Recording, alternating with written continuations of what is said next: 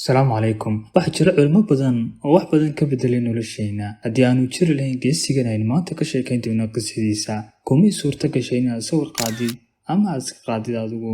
Waxaa ka ogow qisada caalamka weyn ee Muslimka iyo sida uu helay aragtida aragga taas oo wax ku sawiraan dhammaan kamaradaha adduunku. Ka hor intaynaan qisada bilaabin, waxaan kaa codsanayaa daawade haddaad nagu cusubtahay inaad nagu soo biirtid, subscribe-na soo dhahdid, fiidiyogana aad like saartid si uu saaxiibo cusub u gaadho.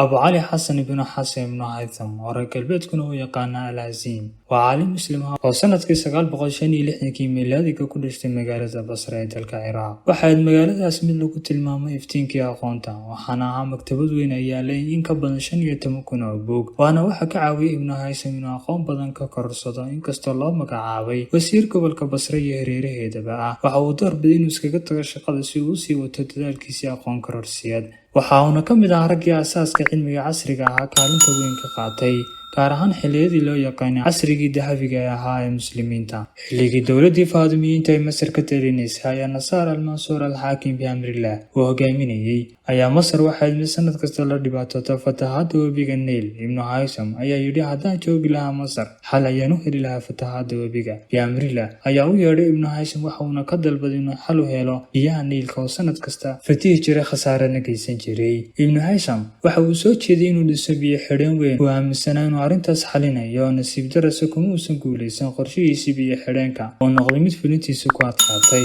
Markii uu guuldareystay ayuu naftiisa uga baqay hogaamiyihii dowladda. Kadib waxa uu go'aansaday inuu iska dhigo ruuxan dhimirka uu ku dhacay. 10 sano ayaanu waali jiriyey, waxayna xukuumaddii ku soo rogtay xabsi guri uu ku jiray 10 sano ilaa dhimashadii al-Xaakim bi-amrillah ee sanadkii 1021 miilaadiga. Markaas ayuu Ibn Haytham xaaladiisa caadi ka dhigay, uu dib ugu noqday cilmi baadhiyihiisii loo aayay iyo inuu dadka baro culumtiisa caanka ka ahaa ee xisaabaadka iyo saynisku ay ka mid ahaayeen. Muddadii uu ku jiray xabsi guriga wuxuu firaaqo u helay aqoon kororsiga iyo cilmi baadhistii waday. Wixii ugu caansanaa uu muddada ikhtiraacay ayaa ahayd cilmiga aragga oo loo yaqaano optics iyo qalliinka indhaha ee casriga ah, taasoo bilow u ah samaynta muraayadaha aragga. Sidoo kale waxa uu curiyay cilmiga ilayska iyo hadhka qaybihiisa ugu waaweyn ee salka u noqday curinta kamaradaha oo magacooduba asal ahaan ka soo jeeda kelmadda Carbeed ee qamra. Raadinta iftiinka ayaa Ibn Haytham u horseeday inuu ogaaday in marka iftiinku uu ka gudbiyo dalool yar uu gelayo badmadow sida dayax-madoobaadka oo kale, uuna ku dhaco meel dhalaalaysa mana kala fardhiya, wuxuuna dib ugu soo celiyay isagoo sidiisii ah oo rogan ama maqluub ah.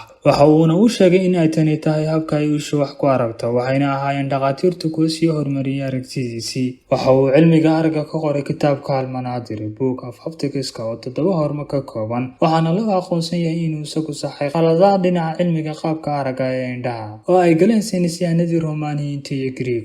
Sidoo kalena wuxuu wax badan ka qoray falsafadda mangalka, logic-ka, siyaasadda, suugaanta iyo cilmiyo kale oo badan. Waxa uu wax weyn ku soo kordhiyay ama uu hal-abuurkooda iyo curintoodaba lahaa qaybo ka mid ah culumta xisaabaadka, caafimaadka, cilmiga xidigiska, astronomiga, falsafadda, fiisigiska, injineerada iyo kuwo kale oo badan.